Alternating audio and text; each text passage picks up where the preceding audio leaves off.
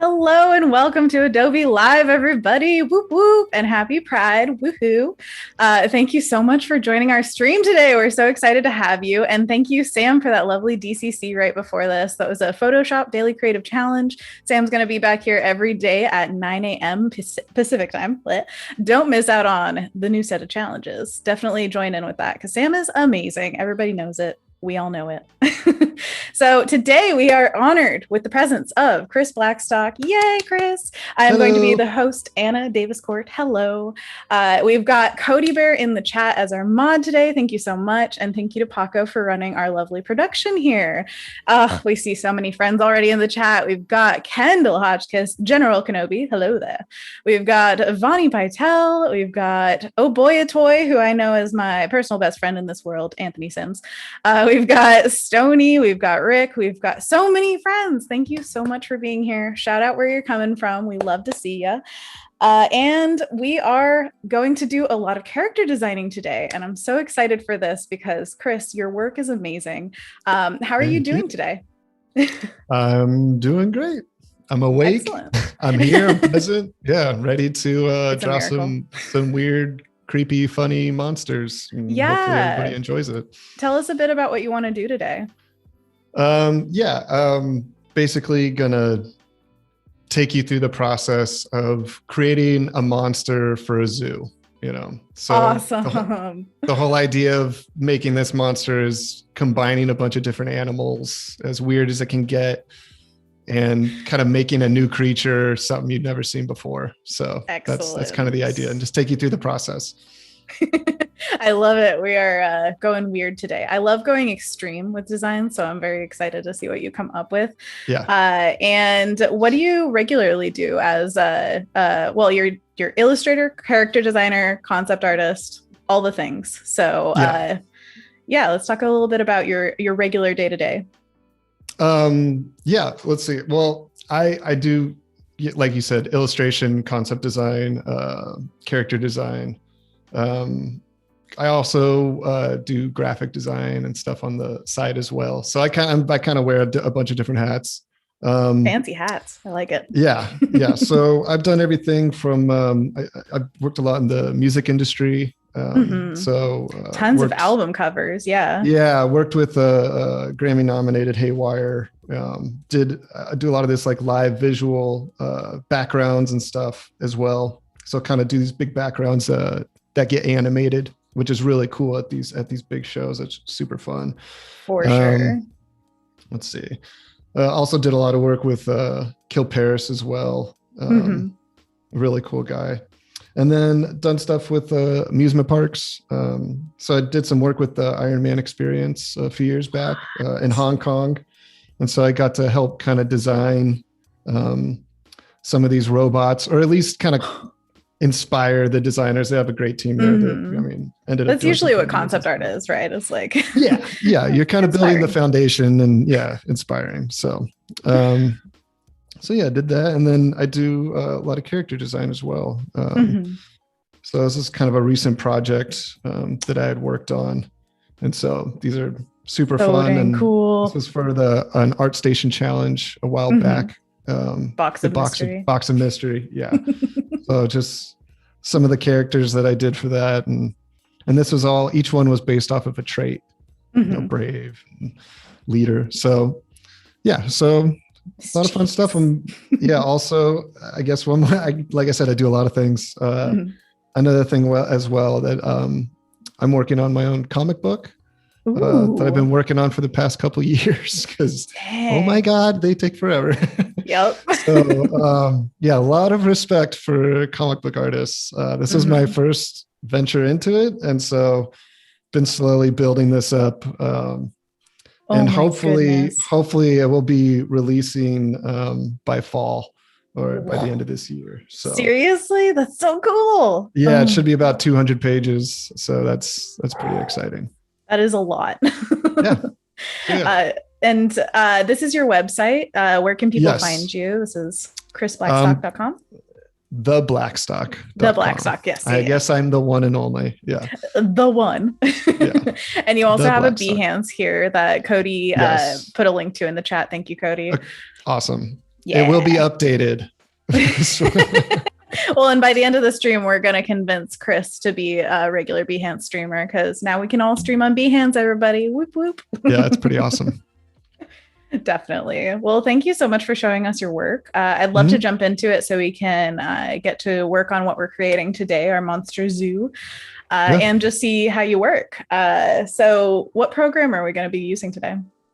Today we'll be using Photoshop. Whoop, whoop. The old school, the one. Yeah, I know. Love it. Should be called the paint shop. Yeah, exactly. I know. I hear that all the time. Who uses Photoshop for photos? Come on. Does everybody's parents be like, oh, what do you use? Watercolor, oil, Photoshop? Yeah. Wait, what? I used to. Yeah. I went to the Academy of Art and, I was like traditionally trained and all the charcoal drawings and oils and gouache. And then. Oh, we got to talk about that. At a certain point in time, I was like, I don't have space. I don't have money. I guess okay, everything's digital now. So. That is one of the benefits for sure. You don't have to have fully stocked charcoals at all times.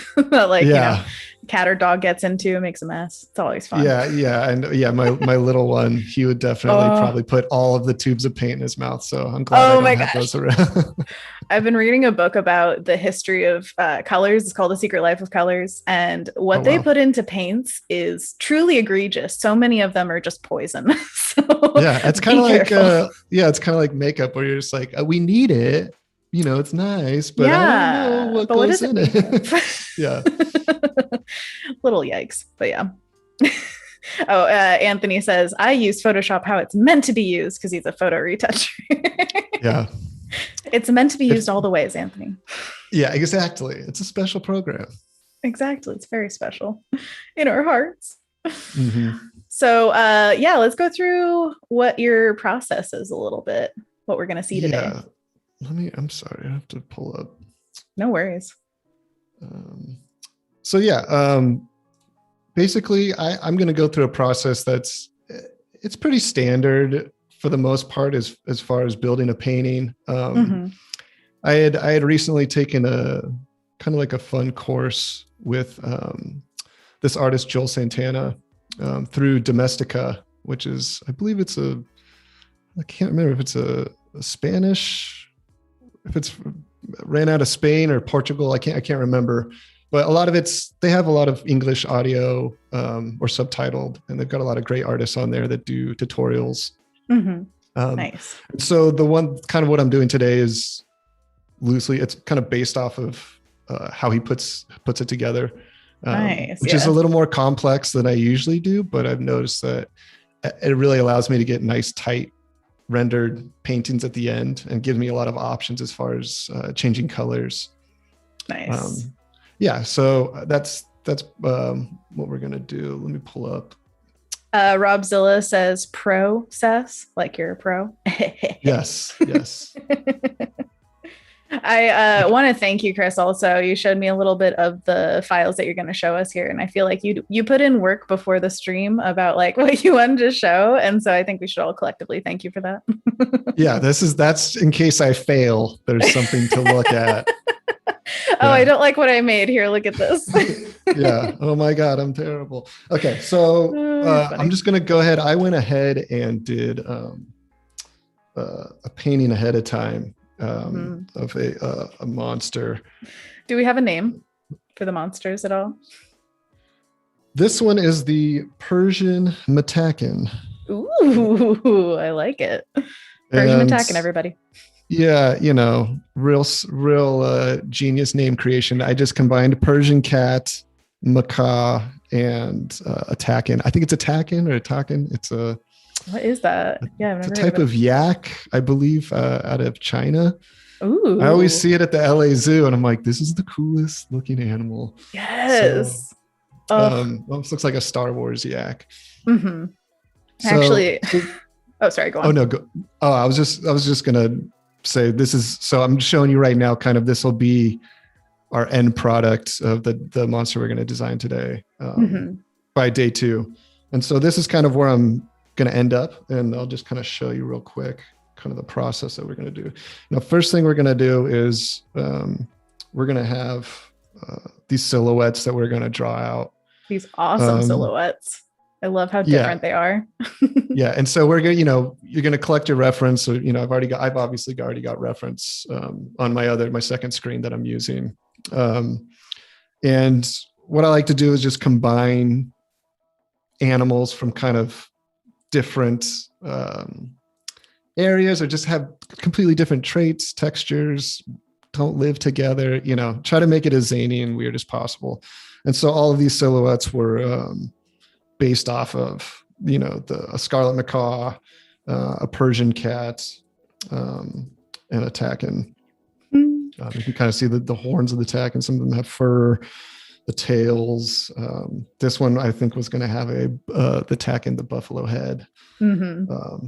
So yeah, and then I kind of just think of which traits I want to combine, and then start really looking at the shape and how yeah. So how it all comes together.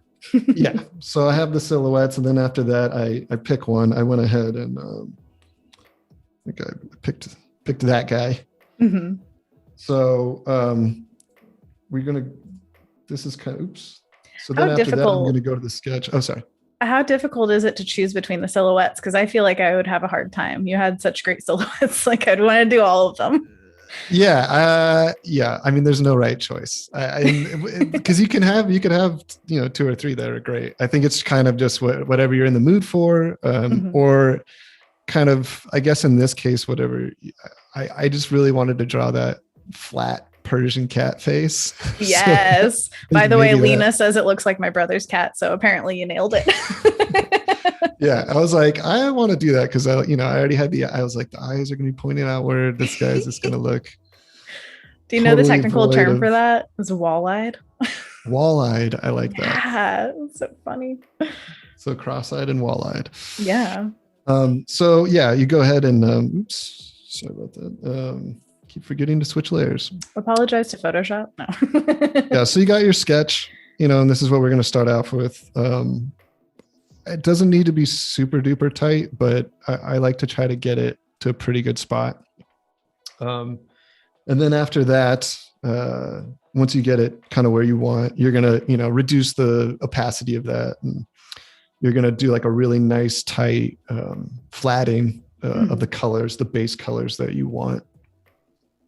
And so that's going to give us our base for doing our clipping masks, for doing the shading and the highlights. Not the highlights as much, but definitely the shading. It helps a lot. And also it breaks it apart so that when if we need to change colors or something, it's like we can easily just go to that layer of that body part or whatever and do that.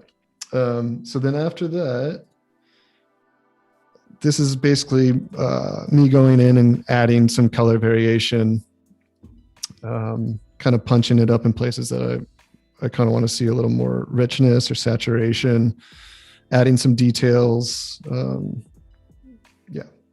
And I was fascinated to hear that you use clipping masks, because I feel like everybody's got their own process for doing things, especially with using flats and everything.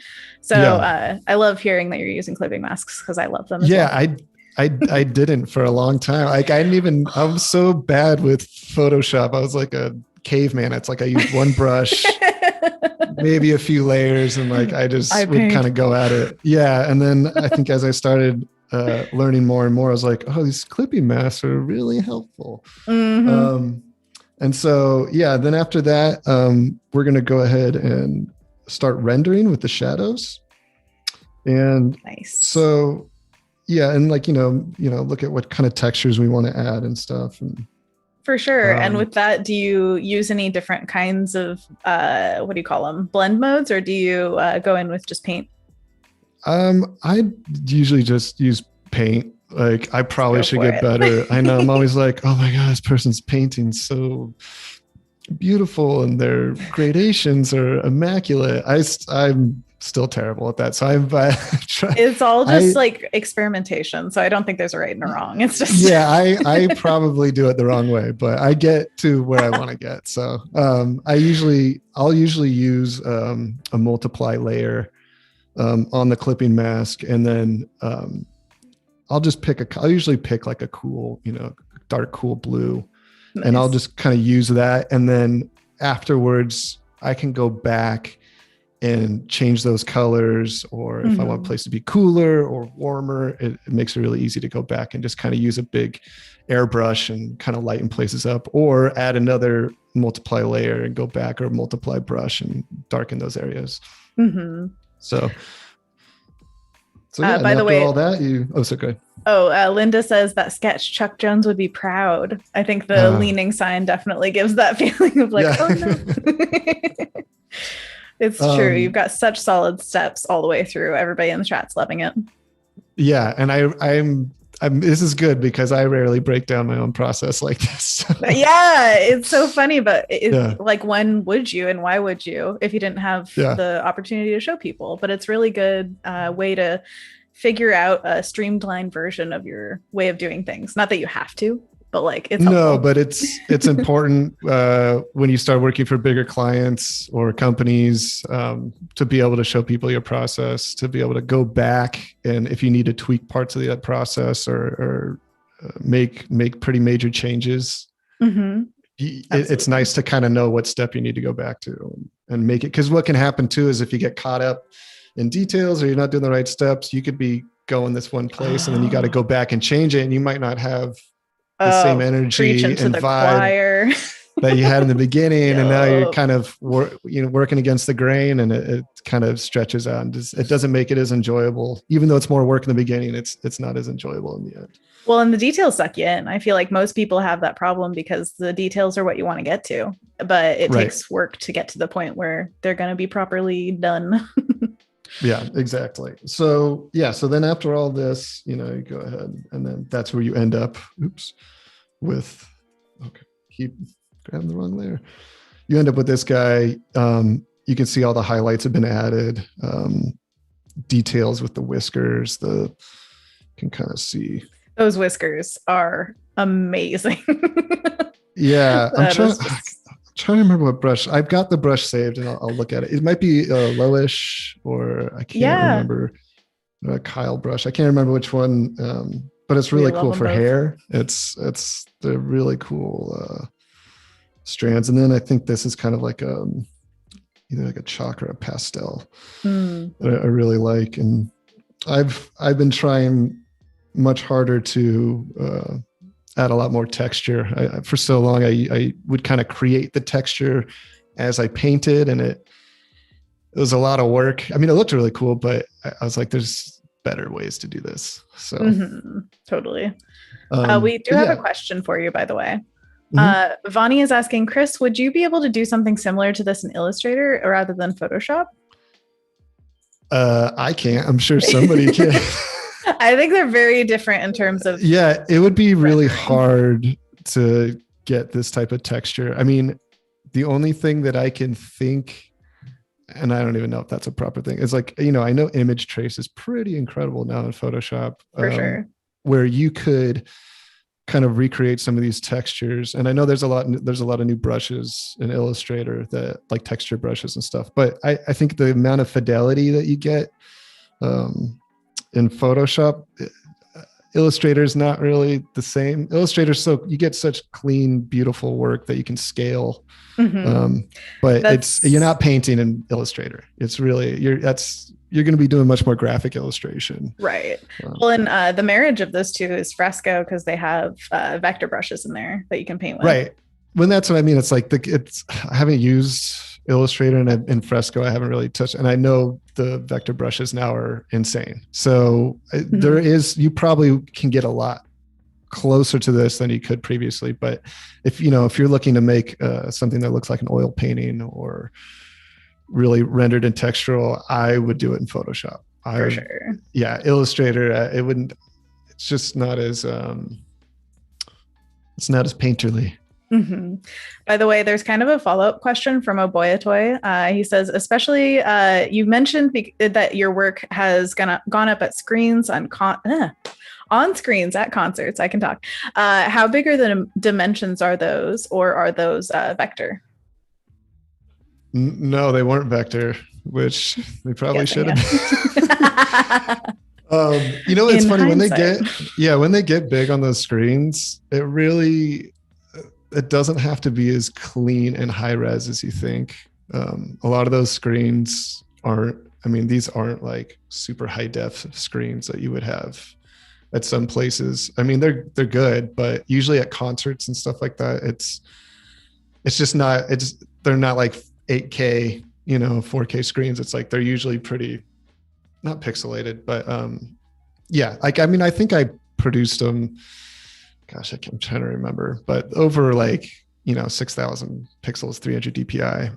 Yeah. So pretty big. They're decent. Yeah. They're decent size, and the screen, but they're going up on a screen that's, over 20 feet tall. And it's absolutely. Yeah. But yeah, I mean, even I did stuff for Skrillex for his Full Flex Express tour, and they printed those on 36-foot banners. Oh, that's so cool. Yeah, it was really cool. So I think, honestly, it's like, if you're just printing like a nice high res poster, like at 600 DPI, you kind of just like that'll translate pretty large, surprisingly. So, yeah. Yeah. And most times people aren't like, can I see the pixels or whatever? It's more about you're listening to the music. You're not, you're like, oh, cool, man, but it's got visuals. Exactly. Yeah. Oh my gosh. I love that you've made these, because I feel like it should be at every concert. It should be every, like that kind of stuff around music. I feel like music and visuals go together just perfectly. So we should have awesome. More crossover.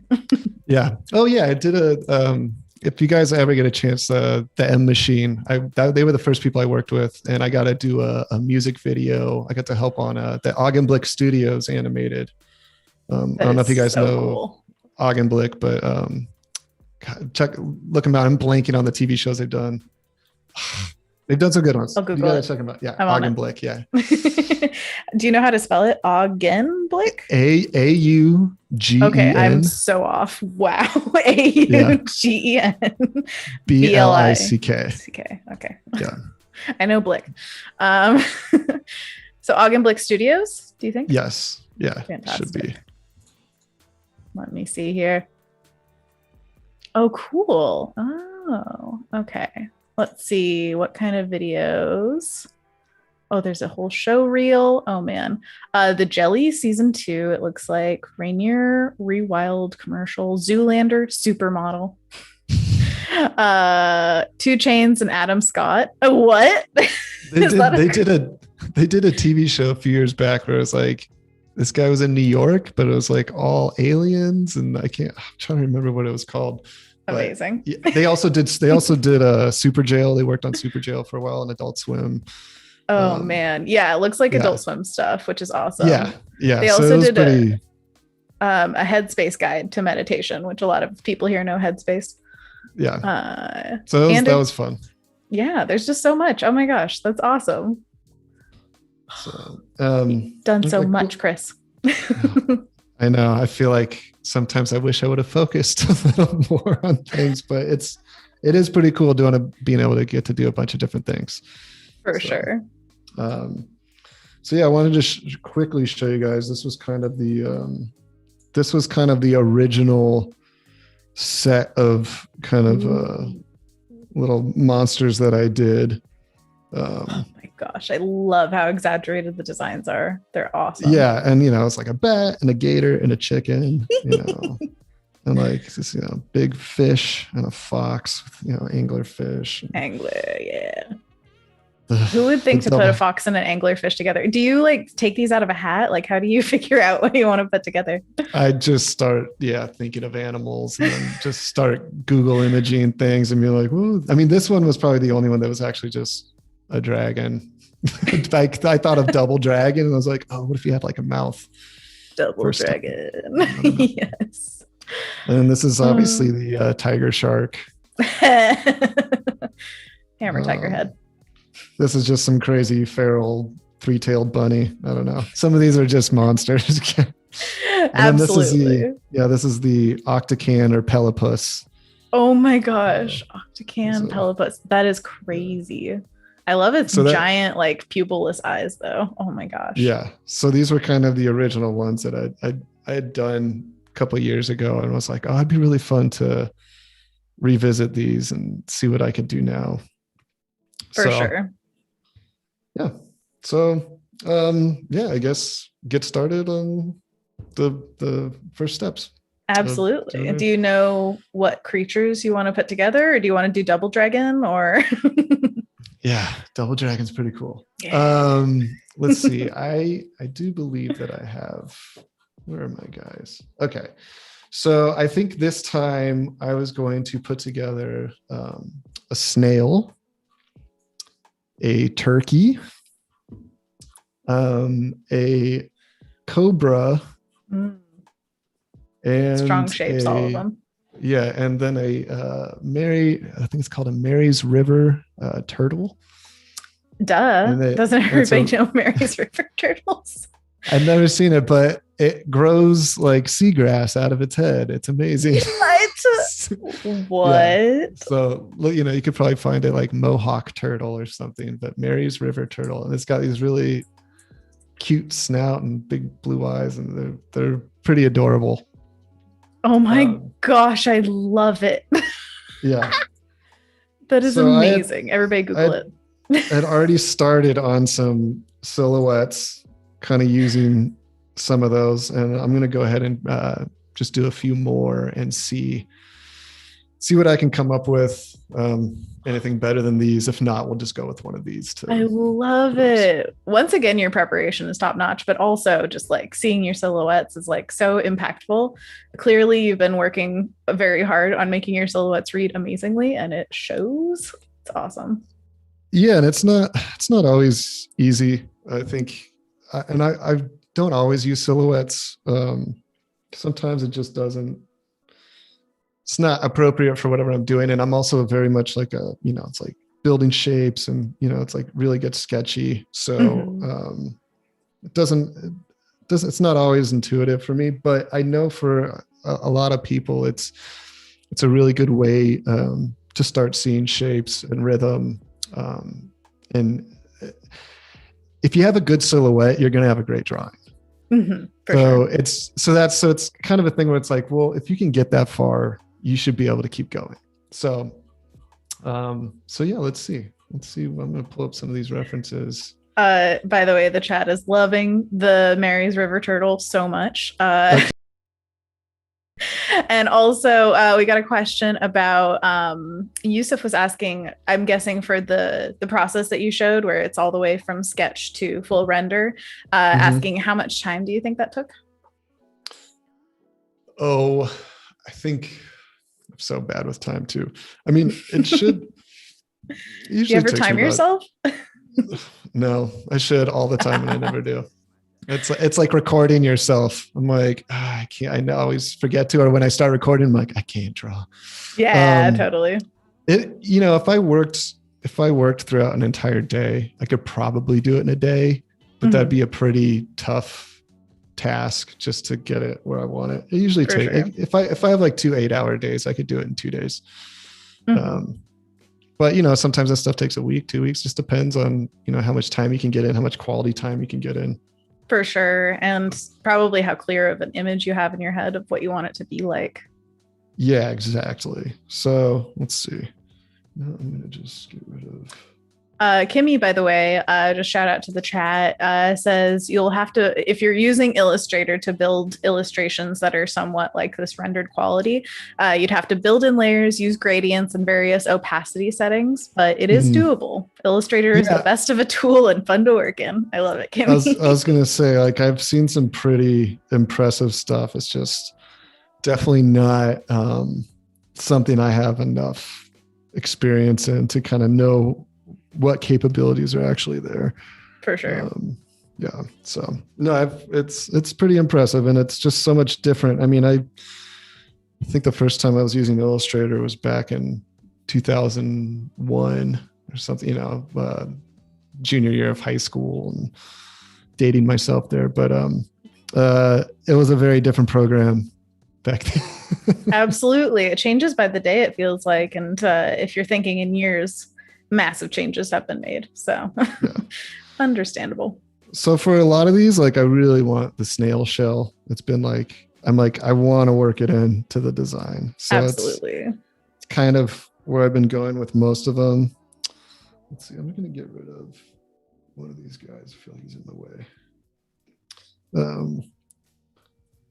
So yeah, I'm trying to think. I was like, okay, I've got an image up now of just some reference of kind of a snail, that's kind of given. It's like informing how I'm kind of looking at this pose, which I think is a great, kind of a great way to do it. Because it just helps. You can do it on your own, but if you just to kind of start out, it's nice to have a pose reference, kind of like if you're doing figure drawing or anything. It's nice to kind of have a skeleton there already to kind of build off of. Mm-hmm, for sure. Now you can totally do it out of your imagination and you can get some incredible results. But I think just for right now, it just makes it a little bit easier to start. Mm-hmm. So yeah, and I've also been like, I really want this like long neck. Turkey bullet. Yeah. I had no idea that turkeys look like monsters. They are terrifying. They have this sack of skin that just goes over their beak. Turkey neck. Like, it's not dude, birds neck. Are like, straight up dinosaurs. Turkey nose. It's a turkey nose, and it's disgusting. And I'm like, no wonder people killed and eat those things. They're terrifying. Imagine that thing walking around. I mean, yeah, they're pretty crazy looking. I don't think I ever really looked in detail at a turkey, and like I was like, holy cow. I knew a kid who was like traumatized by turkeys because he saw one in real life. I think only at like a petting zoo style thing, but it was so scary that he was like, I hate all birds now.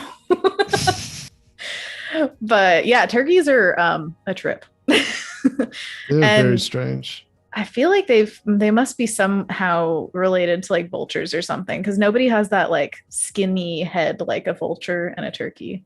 Well, and it's not like they're digging into like, post kill or death, and like, vultures, it's like they don't have the feathers because they're, head deep inside of a carcass. So it's like I'm not really sure what the turkey's deal is, but head deep into side of a carcass, band name. Yeah, it obviously didn't work scaring anybody off from eating them. Those poor guys.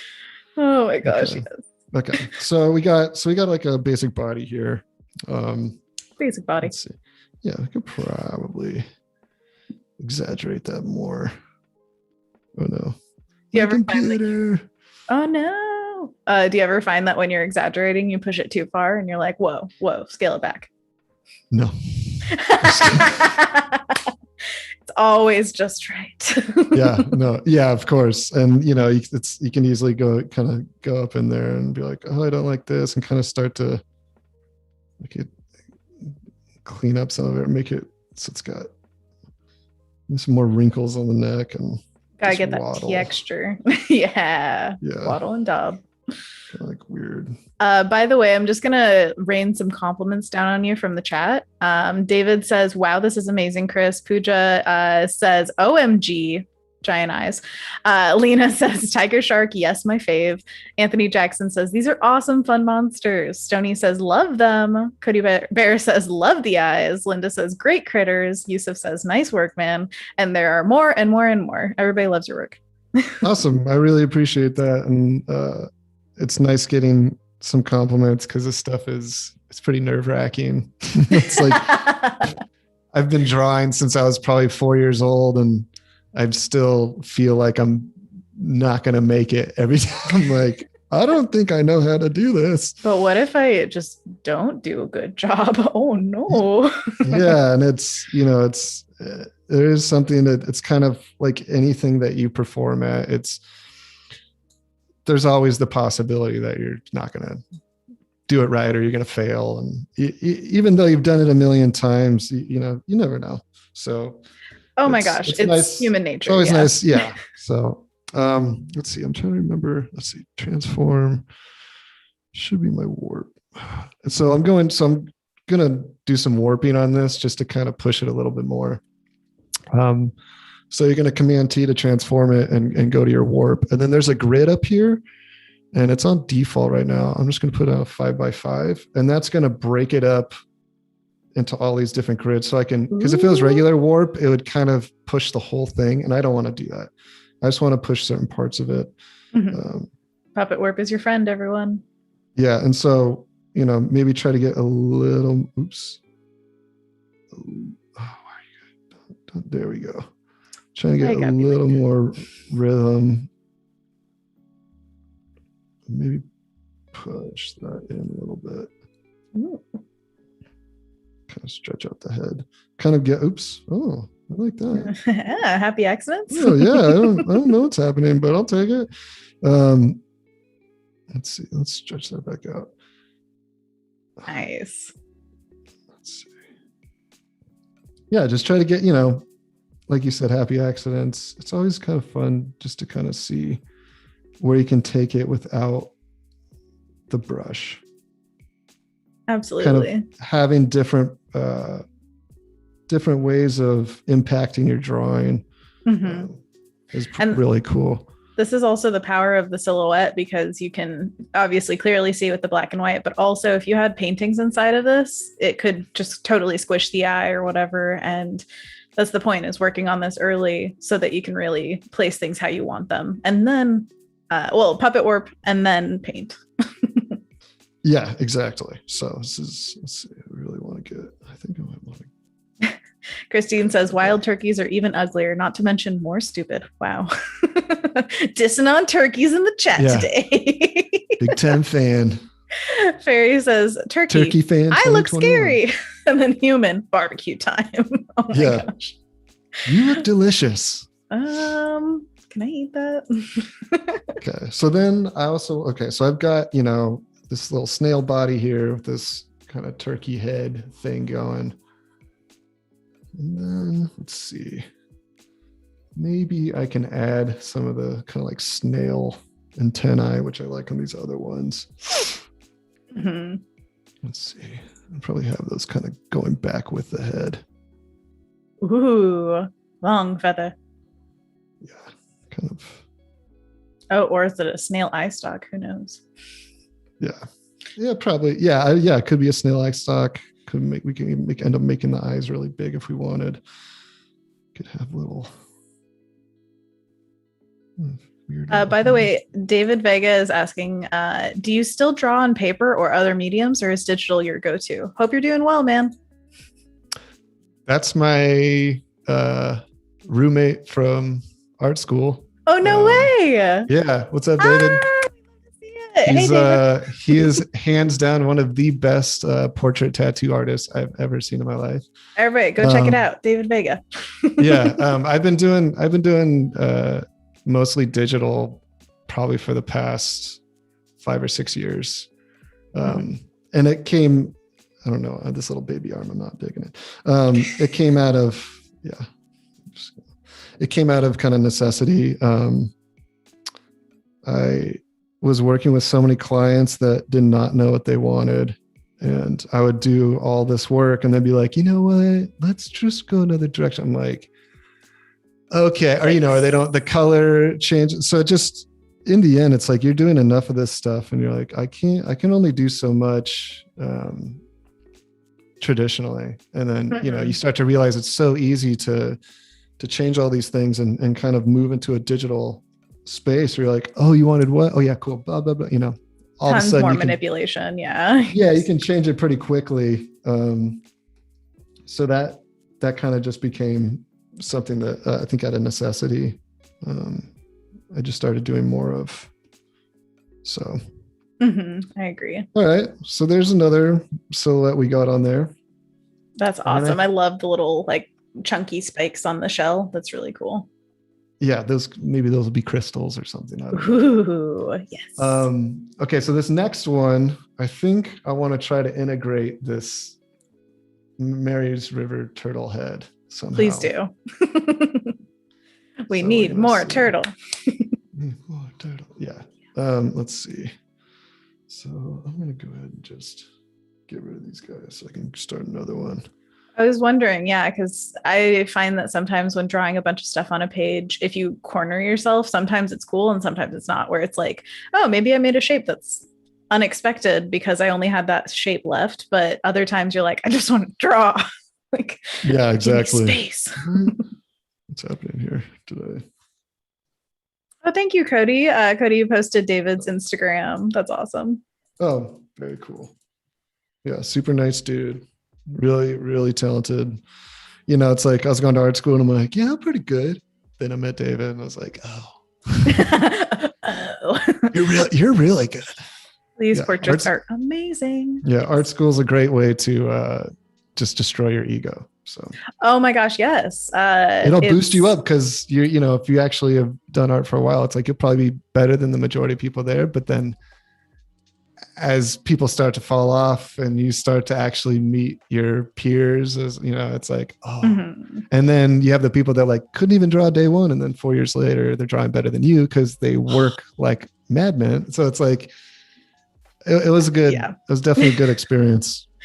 I feel the most motivation from those people because I definitely saw, and I also went to art school, the Zero to Hero, whatever you want to call it. I think everybody's art has a place. So I don't want to say that they were like bad or whatever, but I think that they definitely found more confidence by the end of it. And you can see that. You can see when people have fun and when they feel good about their art. Right. And that's hopefully the best outcome you can have with art school. Just like, boom, happy about what you're making. Yeah, and it's a lot. What was that? Did you hear that? It was like avant-garde for a second. What? Okay. No, I just wasn't, you know, it's like I'm getting audio. Secret audio? Are the voices talking to you, Chris? What did they say? I'm pretty sure somebody messaged me on my computer because I forgot to turn it off. Totally. Gotta mute everything. Yeah. It's okay. We can't hear it. You'll just be distracted constantly. Yeah. So let's see if we can get some kind of weird. Shell have his like turtle feet in the front here.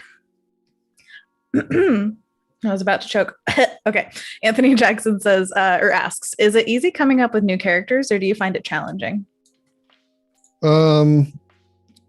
This one, I mean, this is like the process is like meant to inform new characters. So it's like, it makes it really easy to think of, you know, new characters because the animal world is so vast and diverse. It's pretty hard to make the same thing over and over again. Like, That's I mean, true. I could combine the same 3 animals and come up with 1,000 different designs just by taking different parts of the bodies and stuff. So I think in that way, this makes it easy. As far as like beyond that, I think it's always a challenge because you're not just trying to come up with new characters. You're trying, every time you go to design and work for people, it's like you're trying to also stand out and make something new. And I think that can be tough because especially with social media and the internet, it's like you are taking in so much, like you're going to be influenced by what's happening, what's trending, and so trying to pull yourself away from that can be difficult sometimes. So I think, it's like a constant battle of just trying to improve yourself. But yeah, it's a very fun process. And I do like that you feel endless inspiration from animals and I think nature as well, just because you're adding elements like crystals and plants and things like that. And the natural world is seriously the best place to look for so many things. Exactly. It really, you don't have to look far to see like what a crazy alien planet we have. And especially if you start looking in the ocean or at a macro level, we're just like, oh my God. So, you know, it's What like is any that? of your favorite sci-fi, anything, you know, Star Wars, it's all based off of, you know, the Animal Planet. So Absolutely. Drop of the yeah. Hut, just a big old grub. Yeah. Uh, and I mean, turkeys. You ever think about looking at them? They're scary. Yeah. They're scary. Don't do it before Ah. you go to bed. Anthony Jackson also asks, who or what are your biggest inspirations? So just a small question, tiny, Yeah, I knew this quick question would come answer. up. You know, it's something where it's like I think it's constantly changing. I mean, there's people that, you know, growing up that I was influenced by. But I was in the fine art world for a long time too. I used to work at a gallery in San Francisco, and No way. so yeah, I used to travel and help set up shows for Art Basel in Miami and New York and LA, and so I got to meet a lot of really incredible painters and artists that were doing stuff that I wasn't even coming close to doing or even thinking about. But I remember how much that influenced me as far as these guys always really got out of their comfort zone. And I worked with a lot of street artists as well. So I think that is like, as far as like lifestyle and like what it means to be an artist, that inspired me a lot. Mm-hmm. But I think, you know, growing up in the 90s with Saturday morning cartoons, all of the 80s and 90s horror. I loved, you know, John Carpenter and Clive Barker characters and Alien, you know, so I pull a lot from pop culture video. I'm obsessed with video games. Nice. So yeah, there's a lot of things that I pull from. I think recently I've really been loving the art of Nicholas Cole. Yes. Love Nicholas Cole. Yeah, they've got him and Max Ulichny and James Castillo. Got the new Negative podcast. Space. Yeah, so yes. I've been listening to that recently. Yeah, that's a podcast called Negative Space. Check it out, just by the way. And so they've created a really cool vibe that I love, and I think they're all very different. I mean, I love Max's stuff because he's so gestural and painterly and kind of coming from a CG background. He's got such a huge tool bag to pull from, toolkit. And so his stuff is just really beautiful, especially his lighting. And then as far as Nicholas Cole, he did the Spyro the Dragon, the remake, Crash Bandicoot. I think he worked on the Wingfeather Saga, which is for sure trying to be all the covers. Kickstarter. Yeah, so I really like the way that he started rendering, and so I kind of started looking more, have a little bit more, a little more delicate touch to my work, and it definitely influenced me. And then James Castillo is just amazing graphic, pen and ink style, you know, great colors. For sure. So yeah, the big influence, Eric Powell from The Goon, you know, Mike Mignola, you know, a lot of these comic artists. I just read this new one, Coda, Coda. Oh my gosh, it's amazing. I'm trying to remember the illustrator for it, but I think it's Mateo or I'll look it up. I have the power of Google. It's pretty mind-blowing. Let's see what else we can do. I just finished Hellboy in Hell, which is amazing, and feel like whenever you buy a new comic, graphic novel, anything like that, I mean, any new media, you instantly feel like, okay, I am now influenced by this. So basically just go for what you like and you'll find something that you love, because there's always something deeper in it. And yeah, it says Matthias, I'm not sure, Bergara. Yeah. I mean, that guy is just unreal with how he uses an ink brush. How gestural, and it's like a D&D fantasy type world, but like not like, you know, swords. It is swords and knights in armor, but you know, on LSD. Like it's awesome. The colors are just out of control, and the characters. and I have a harder time getting into higher fantasy stuff. It's not normally doing a lot of that. And so that book just really kind of blew my mind. Nice. Coda, everyone. Okay, let's see. I think I'm just going to pick one because I think I should probably start moving along here. By the way, we have some questions about, do you ever do your take on Pokemon from Devin? And Anthony seconds that, saying, I love Pokemon and the style would be rad. Also, just to keep going, Cody says, this reminds me, for the silhouettes, it's like, who's that Pokemon? It's turkey, turtle, snail. What was the other one? Turkey, turtle, snail. Yeah, I think that was it. Turkey, turtle, snail. I think there's some snake in there, but I feel like I've been abandoning that. I don't do a lot of fan art or any. A lot of the times I'm just like, well, it already exists. Like they do it well. I don't. So it's been done. Yeah, I'll occasionally do some stuff, but it's not often. It would be fun though. I've tried to do it more just because I know people like it, but I think I'm always trying to explore what I can make, and I don't have a lot of time to do it. So anytime that's kind of like, well, I want to make this. I want to keep expanding. That's the whole point is like, make what you want to make. And some people are like, can I do fan art? And it's like, yeah, definitely. But also don't do it just for your audience. Yeah. It's what you want to make. Let's see. I'm trying to decide which one I want to work on here. You're right. This is the hard part. It is. I don't ask me anything. I'm not going to decide for you. So, well, do you don't have any? Let's see. How dare you? Don't ask. Let's see if we can get the hardest part. Let's see if anybody can help us here. Okay, chat. If you guys can see the numbers. 1, 2, 3, 4, 5, 6. Yes. Okay. So from the upper right or left, I know directions. Downward. Let's see what you guys think. It takes about 20 or 30 seconds for them to see what we see. Okay. So just give it a minute. In the meantime, we've got some questions. Let's see.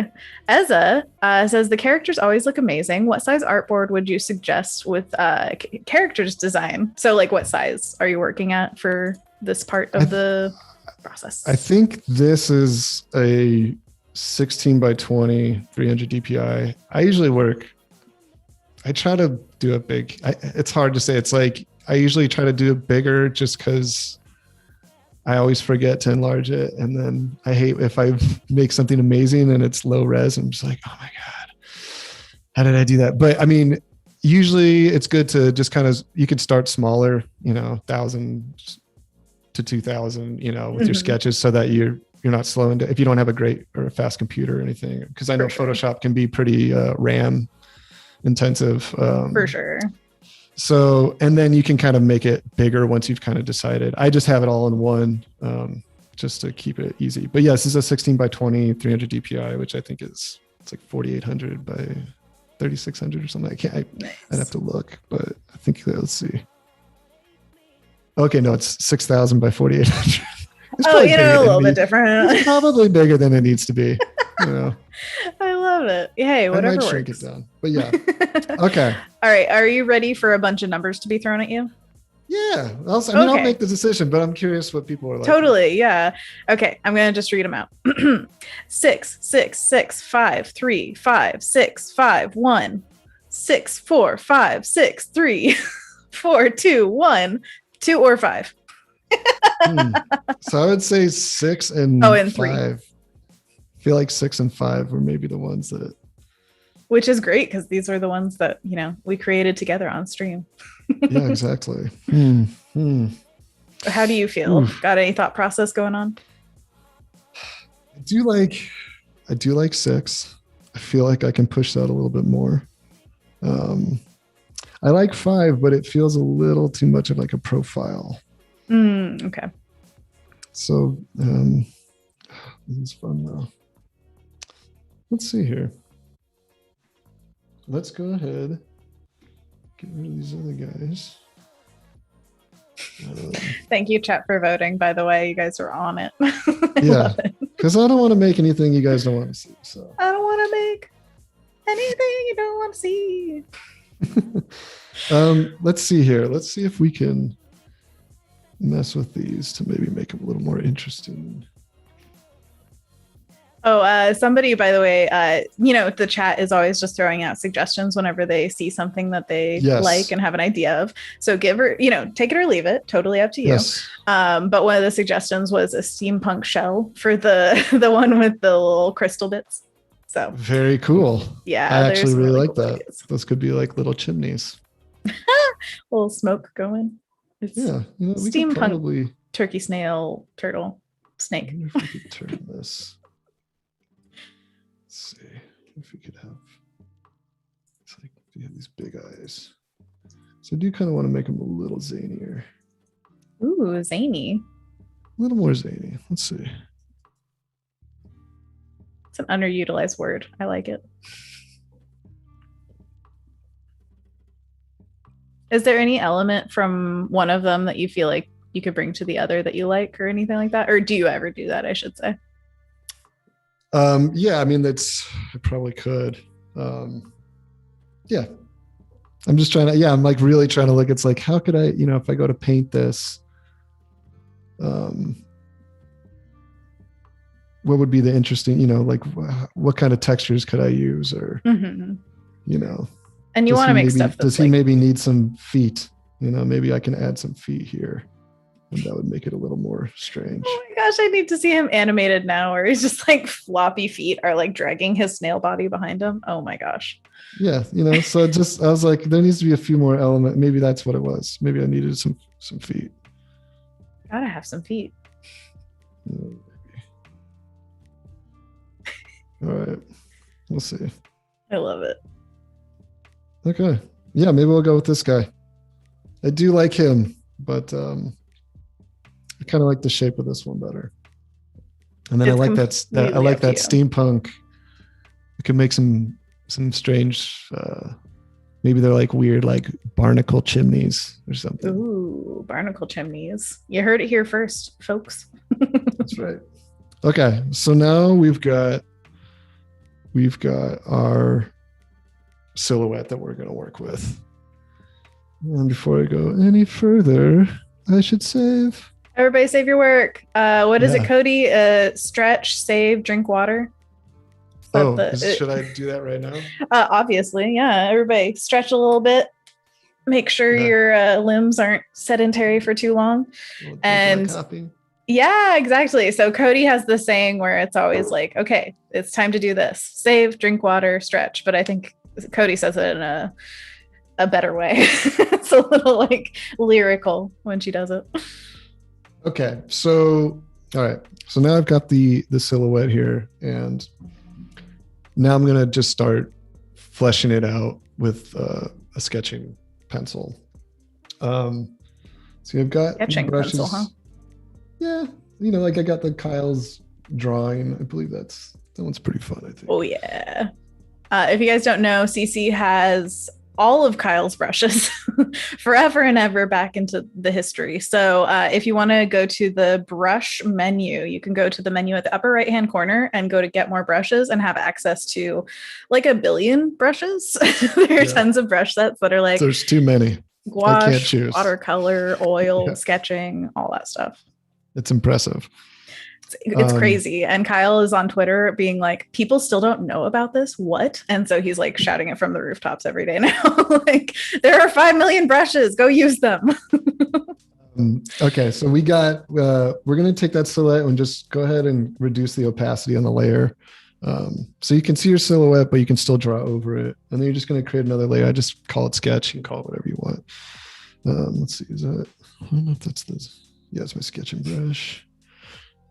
I usually make it kind of a little bit thicker, so I'm not being too precious with it.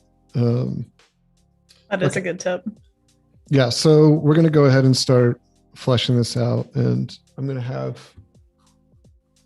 remember, you can have your reference either pulled into file, or if you're using another screen, I always like to have it on another screen just because it keeps my work area really clean. Same. But I know some people really like working with it, like right next to them. So that's just all depends on what you want to do. It'll just look like you're making it up out of your brain, but we all know, reference. Yeah, exactly. So right now I'm kind of looking at the turkey's head and kind of seeing kind of what I want to do here. I really wanted this like big eye kind of big looking bulbous out. Yeah. I love a big eye, but it's goofy on a turkey head because it just looks like, I don't know, very emphasized. Yeah. So that's what we're going to do. Yes, do it. Also, Stuart Gray says 5, which is this one, gives me a Dark Crystal vibe, the Skeksis.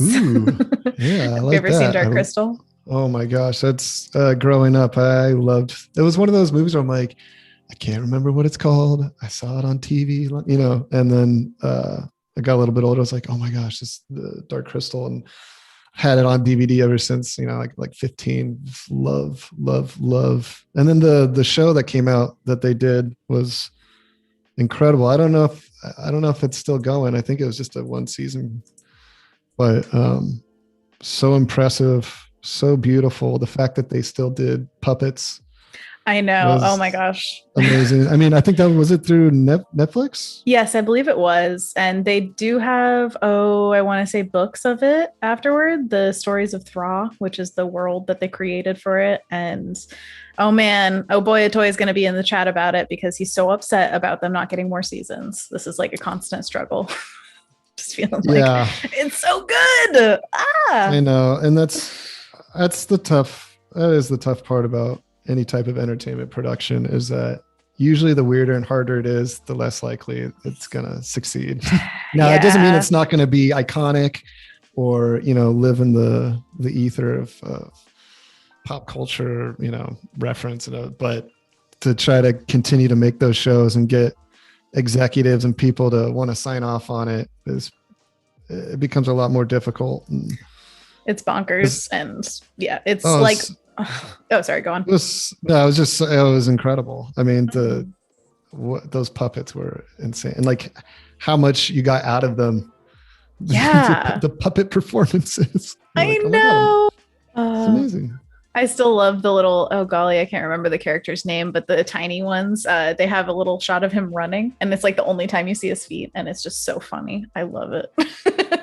But it's true. Getting emotion out of like very subtle acting for puppets is wildly impressive. Yeah, it's really incredible. Mm-hmm. So right here, like the turkey's got these crazy kind of like, oh yeah, tumors almost that coming out. So that'll be a really cool place. Yeah, that'll be a cool place to put some added color and texture. He's got his little ear up here, and then he's got these popping out of the back of his head. Nice. Who knows? They could be eyeballs. They could be an antenna. We're not entirely sure yet. It could be anything you want them to be. Yeah, just gonna get those shapes in there. And then now we've kind of got the shell happening here. We're going to go ahead and kind of figure out where that circle is coming down to. And like I say, with the silhouettes, it's like you're kind of starting to inform the shape, but then, really when you start drawing it, you can kind of start to get your hand motions in there, kind of start to feel the rhythm of the shapes. By the way, Cody says that they used to say on Twitch, flip, sip, and save. So that's what we're going to say from now on whenever we need a break. Flip, sip, save. Flip, sip, save. Which I think flip is flip the canvas, which is classic. Like yes. No, I know which I probably don't do enough of. Of course, nobody does. you guys know. You got flip the canvas. You got it. You get it. You can imagine it, right? Yeah. No, it is. It is really good to help with balance and symmetry if you're working towards symmetry, but also usually balance, because your eye starts to trick you after a while. And I'll usually do it if I'm starting, something's not looking right, or I'm not, it's something just doesn't feel, if everything's feeling good and it's looking good, like I don't, it's not something that I constantly do. Mm-hmm. For sure. But if I'm having troubles or something's just not sitting right, that's a great way to kind of get a different perspective. So let's see here. He's going to have these little legs. I love that skin fold. That's so good. They got to be coming out of this jelly, whatever. All right. We need to see this animated at some point. Yeah. Oh my God. I wish I was better at animation. Doesn't everybody? I feel like that's like a skill we would all love to have. I took some, I mean, this will really tell you something. I started going to the academy in 2005, and they still you still did animation and recorded it to VHS. Recorded to VHS. Oh, that's good stuff. Yes. Yes. So that made it even more painful. I was like, I don't want to do this at all. Yeah, this is so much work and almost nothing to show for it. Superfluous work, not like the work, but like transferring. And I don't even know. Would you scan the pictures or have a photo studio? Yeah. So you would have like a camera, and you'd be taking shots and you'd be recording it onto a VHS. It was pretty wild. So that was the method. It didn't last very long. I kind of came at that weird in-between period where digital art was just really starting to pick up. I mean, it's not that you didn't have it, but really everybody started doing it. And so I didn't really take a lot of digital art classes for most of my time there. Which now, can you imagine going to school and there's like a full blown system, like an iPad? Like you could have a digital sketchbook with you wherever you will go now. Oh no, it's amazing now. It's amazing. I definitely get a little like I'm a little like bitter, like, oh, man, I totally missed out. But then on the other end, I'm like, but I knowing how to paint in oils and doing that kind of stuff and gouache, and it makes you a 10 times better digital artist for sure, because you're understanding why these things are happening and kind of what makes a painting really beautiful. And with digital, it's so easy to just sit and noodle and zoom in and kind of get all these crazy details, but I can't tell you how many paintings I've seen that, that person did this incredible rendering and look at the detail and textures, but that arm is a little off, it's like, should have spent a little more time on that arm in the beginning. And, so I think it's things like that where it's, you find a lot of that of people spending so much time on the rendering when the foundation's not there yet. Right. And if you just have the foundation, anything you do after that's going to be great. It's just and that's what's so important of the gesture and the shapes is you're kind of trying to set yourself up for a good ending. For sure. It's literally called the foundation for a reason, you gotta build that house on something sturdy. Yeah.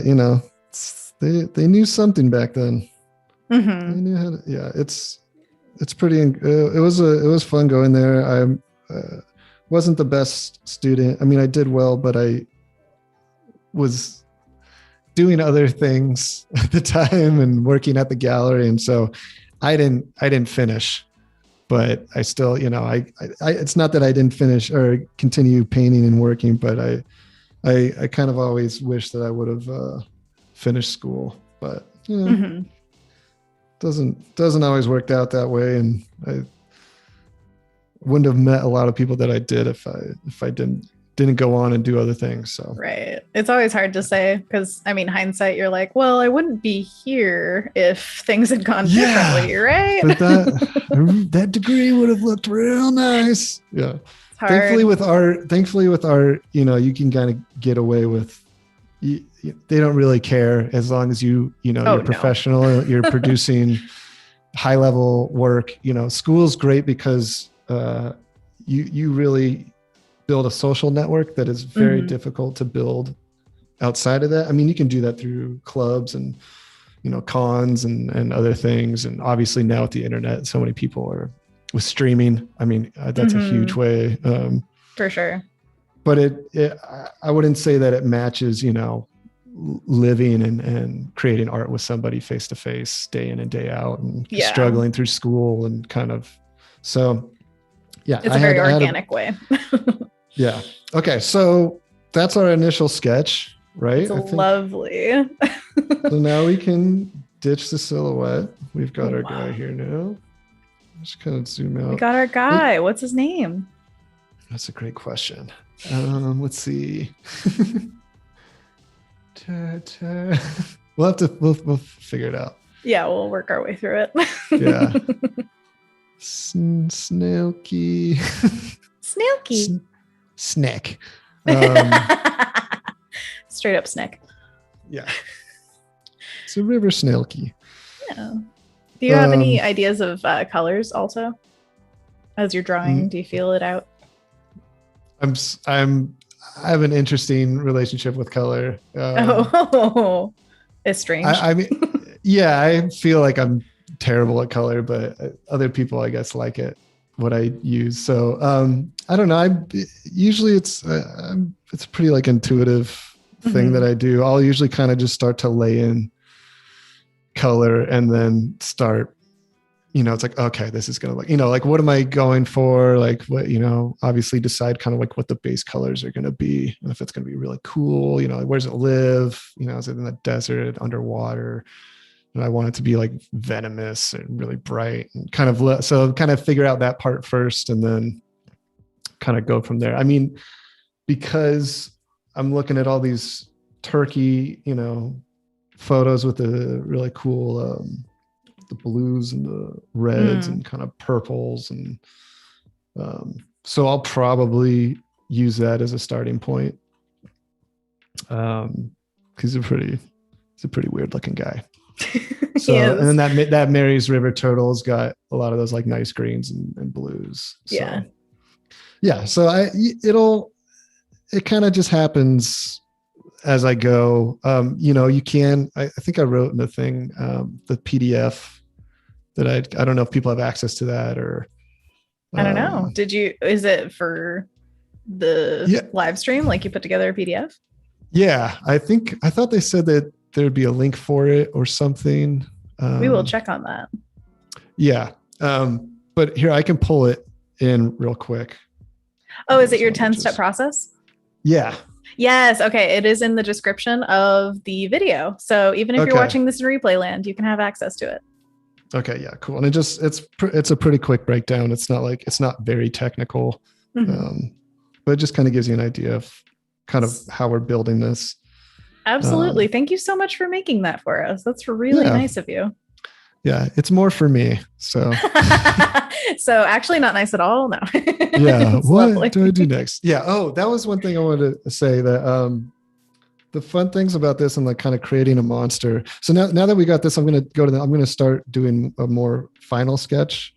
But I'm just going to do that as I talk. I'm going to create it. I'm going to go ahead and just reduce the opacity of this again. I'm just going to put final sketch. But the really cool thing, let's get in here. I'm going to make it a little bit tighter this time around. So secondary sketch time. Let's see. I'm trying to see if I want, oops. Oh, by the way, we've got plenty of names going on. We've got Turkale Barney, Barnacle Shell, remember? We've got Malvin Snailkey, Snickle, Snurky. Ooh, Snickle. It's a snickle. Yeah. It's a river snickle. A river snickle. Oh, it's Mary's.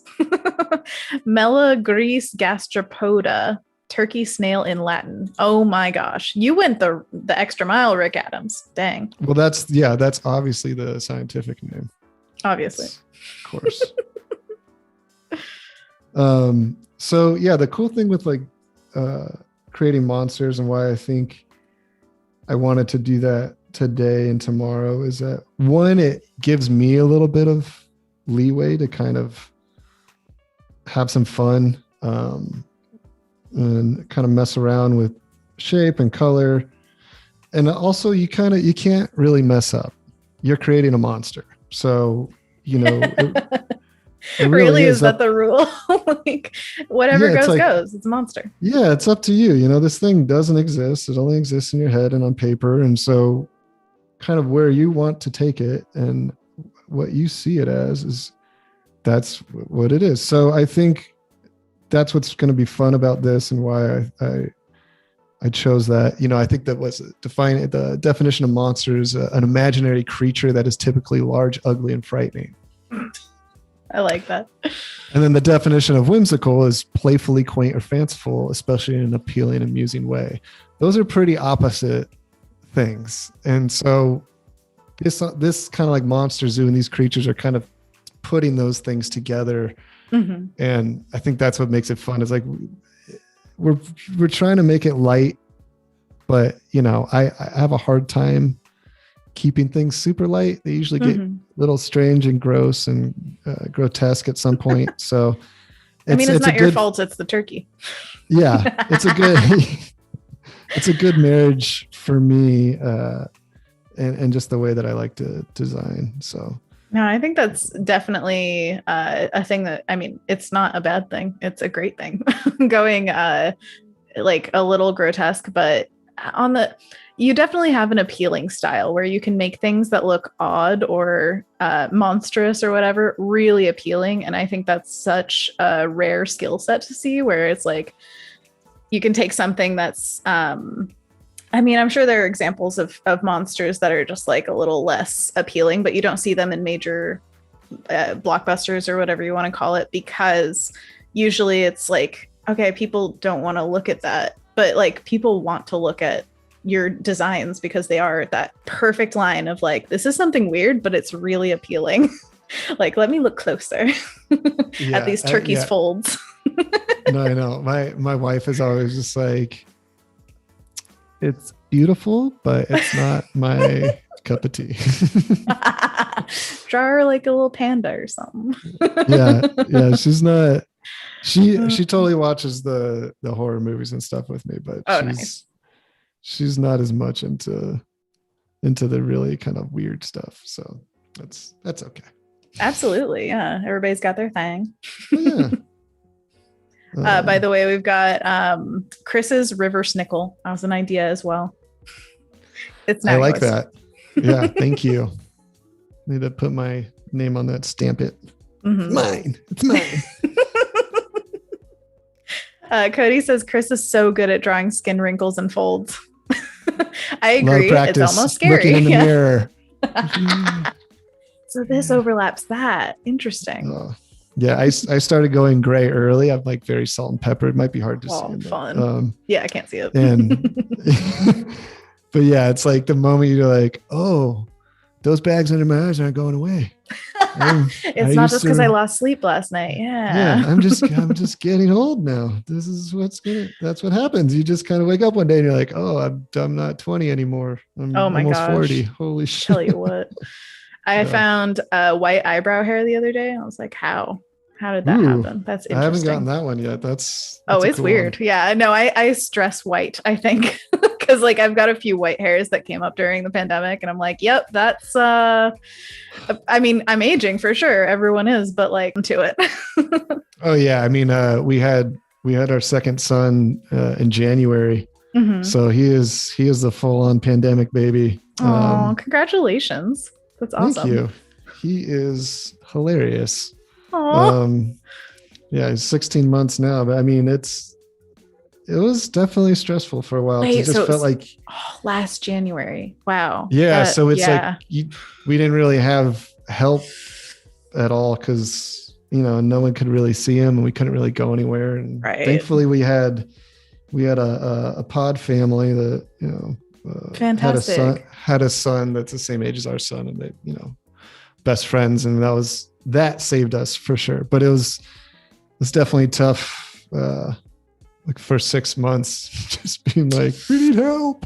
Oh my gosh, yes. My sister had a baby in June of last year. So yeah, I Okay. felt that of just like, I want to do so many things with the bebe, but like it's just that far away. But now with vaccines rolling out, it's a whole new world, baby.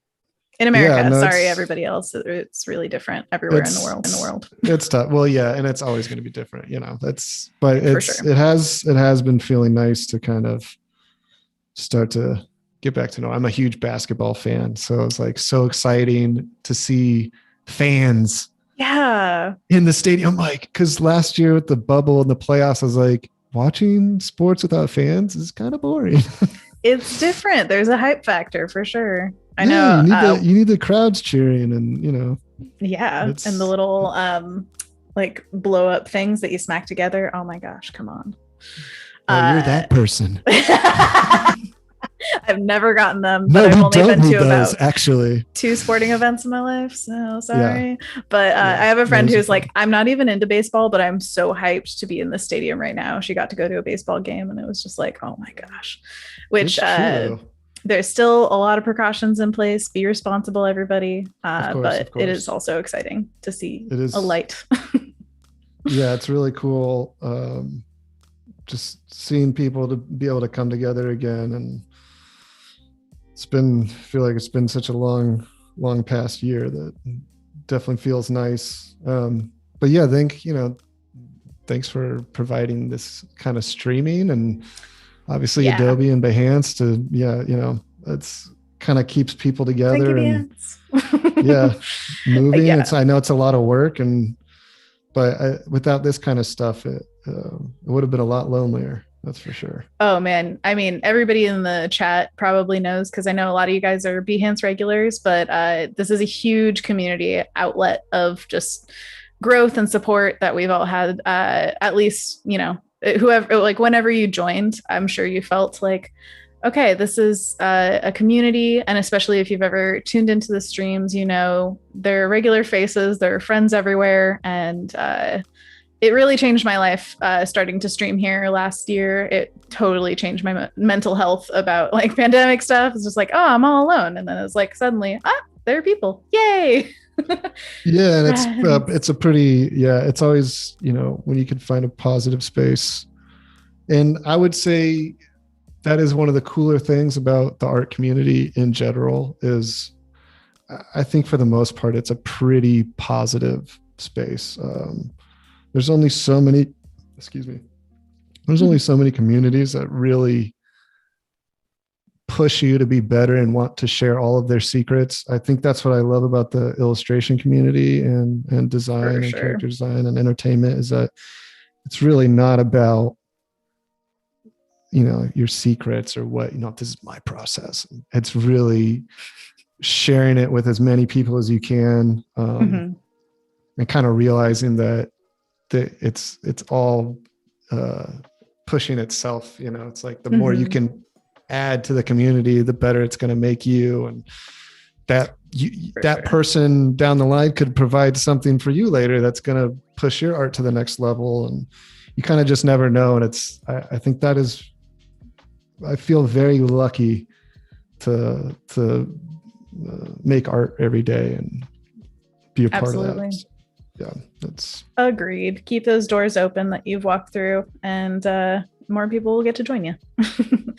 And things like putting together that PDF for everybody, like that's a teaching moment, and definitely you showing that, like, it's you want to talk about this, you want to open it up to people and make it a community asset, which is just lovely to see. Yeah, I've never done that, so. All right, now we expect it every week for the rest of your life. Exactly. No, I was like, I should probably do this. I feel like I didn't.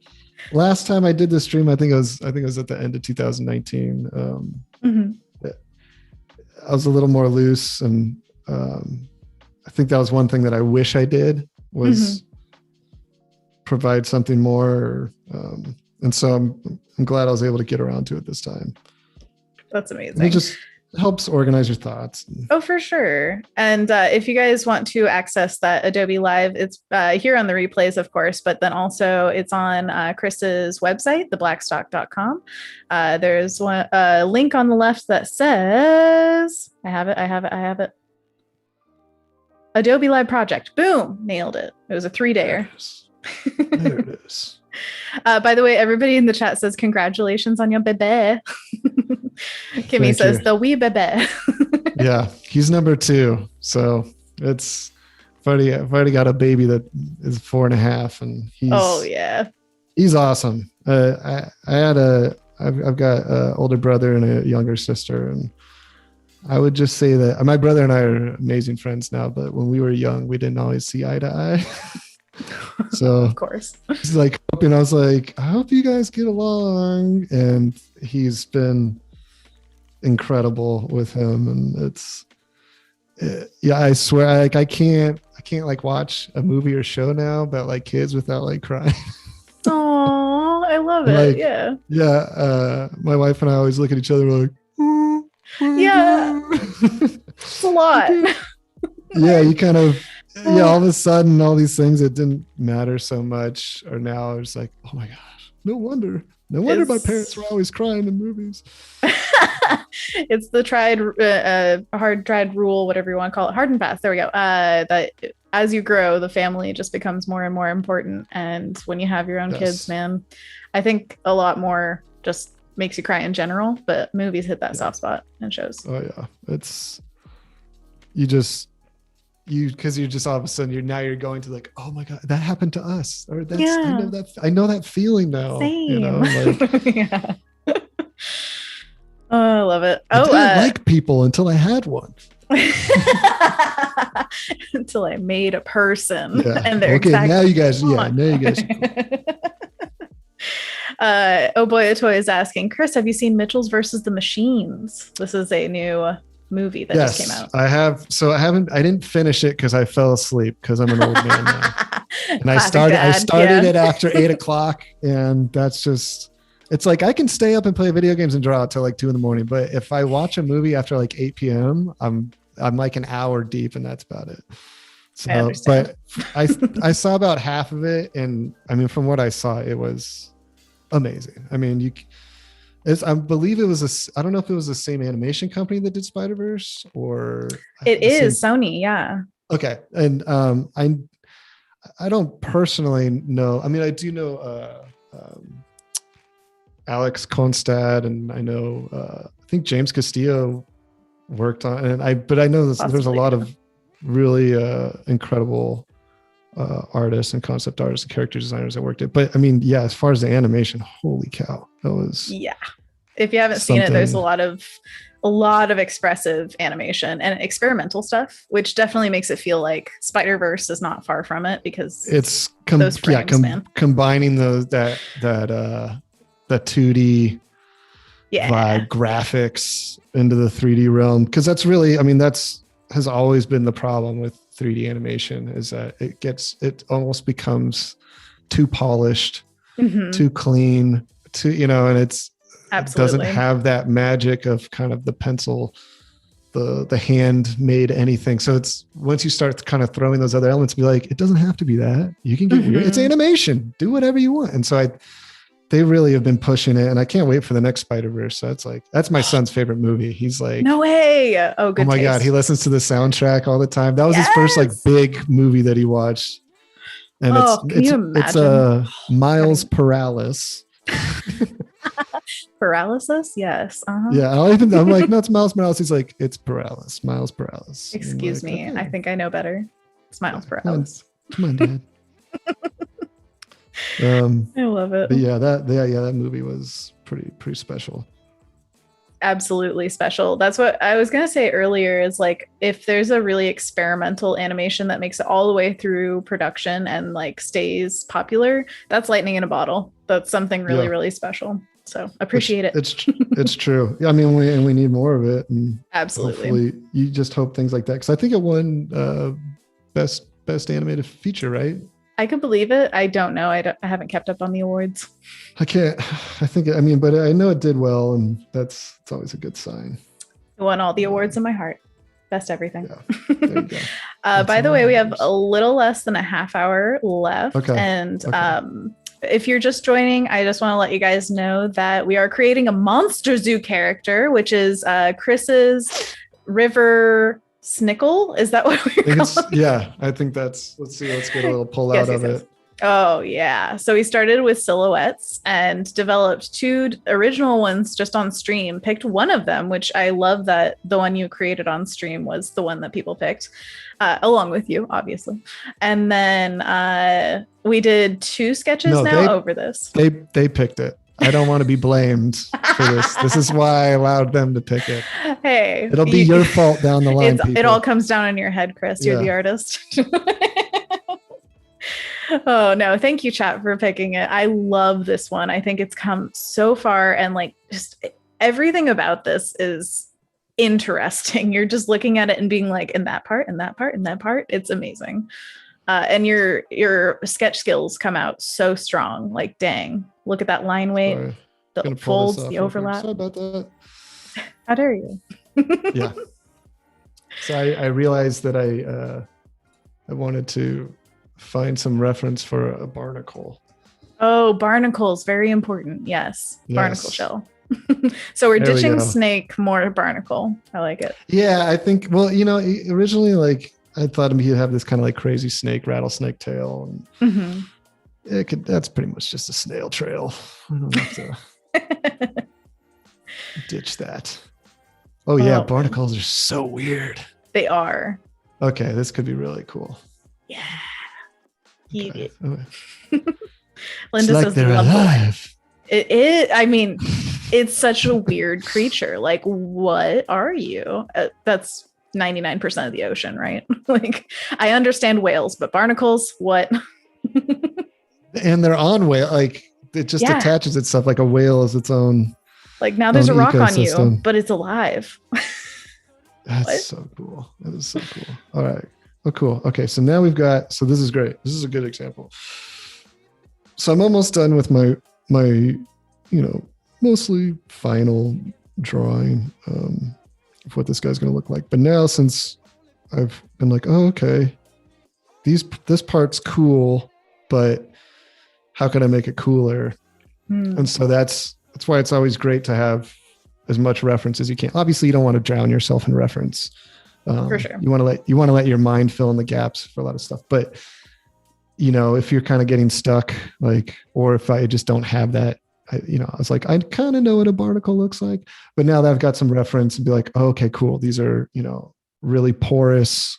We've got a lot of these kind of ridges, and so now, instead of they being kind of these simple shapes, which they can still stay that, we can really kind of start to look at how they're going to be forming on the back of this and make them a little bit more interesting, which is going to help a lot. Oh, excellent. Yes. Barnacle roughness. Sorry, I was just going to read from Christopher Bell. He said, yes, Spider-Verse did win the best animated feature this year, which is awesome. Okay. And Linda says, love the line work here. Dominic says it looks so realistic. Awesome. And thank you. It's really impressive to like look realistic with all these things mashed together. It's like, how do you make a creature out of all these things? That'd be terrifying if you saw this creature skulking around. I just imagine its little feet like slapping wetly on the ground. Or it's like, and then it kill it with fire. I kind of love it. It depends on what size it is, I suppose, whether it's really, truly frightening. It's the size of a house. Oh my gosh. All right. Terrifying. Can we put like a little house next to it for scale? It just crawls along the base of the ocean floor. I'm scared. Yes. That's deep ocean creatures for you. Yeah. Holy dear Lord. It arranges its barnacles in a nice clean line. That's what it does. Yes. God, what is that cool? I'm trying to remember the fish. This is on like Planet Earth or Blue Earth. Yes. Or whatever. But give me a quiz. I've watched it all. It's the fish that creates a geometric pattern in the sand to attract its mate. My gosh. that one, because it's always amazing watching animals build anything, especially with any type of symmetry or geometric form. And I mean, I always just look at even like a beehive. You're just like, what? It's all these little hexagons, perfectly. Like, it's how? They're just like, yeah, it's a good house for the honey and the babies. So what of it? And you're like, but it's perfect. Yeah, but how? But yeah, I sometimes look at apartments and I'm just like, oh, it's little human hives. Like we built ourselves little cocoons or things like that like you see in nature. Right. And it's like, but theirs look so much cooler. It's like, yeah, a beehive is amazing looking. That they can build that from like their spit.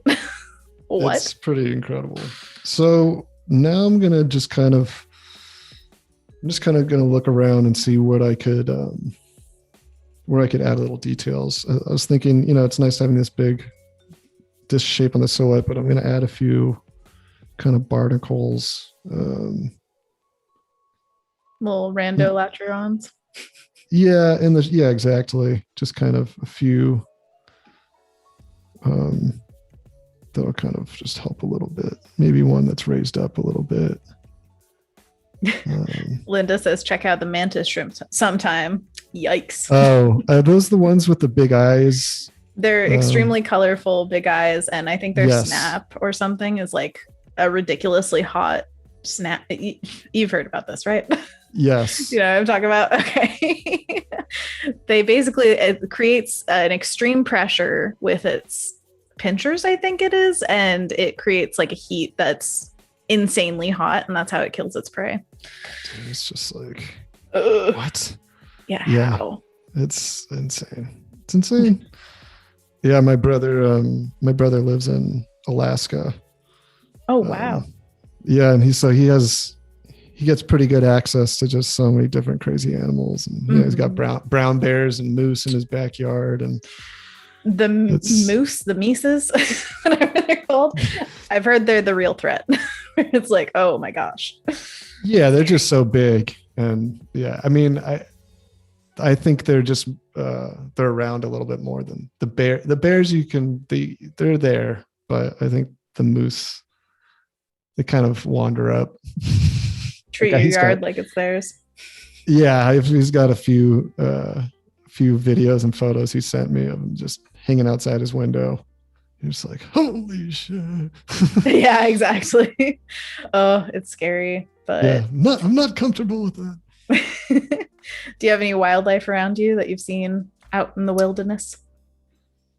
Let's see. I live in Monrovia, which is just east of Pasadena, like northeast of Los Angeles. And I live right in the foothills. So we get there's a lot of bears that come down, black bears and coyotes.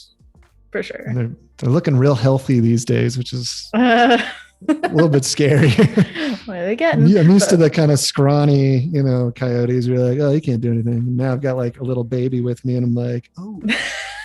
There's a buff one that walks up with all its muscles. Yeah. It's like, what, like, bro? Oh, he's rolling out with his friends looking for babies. Oh my gosh.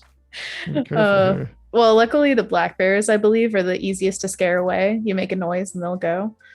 I mean, yeah, I don't think there's been, for as long as I've lived there. I lived there. I grew up there, and then I lived in the Bay for 11 years, and then moved back down to Monrovia in 2016. But from my parents have lived there for a long time. I don't think there's ever really been major problems with the bears. And there's mountain lions that come down occasionally. I remember when the pandemic, I think it was right when it first started, and one had come down like below the freeway. Like it was searching for food after the fire. Oh, it was because of the fires in the summertime. And it was it was the San Gabriel Mountains right above Monrovia that burned. And they hadn't burned in like 66 years. And so I remember that was a big thing. And that this guy just wandered down. And it was like, so there's a mountain lion below my house. Like, helicopters are in. And he's just like, I went too far.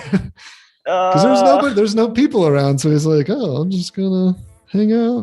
Right? Like, where else is there to go when there's fires? That's the scary part. Okay, so I think we've got. I think the shell looks a little bit cooler now. He's bedazzled. I love it. Yeah, we've got exactly. We've got some barnacles now. Got breaking up the silhouette just slightly, just to kind of give it a little more depth and round the shape a little bit more. Yeah, I think he's looking pretty good. He's looking amazing. Let's see, how much time do we have? We've got about, oh golly, math, 15 minutes. Okay.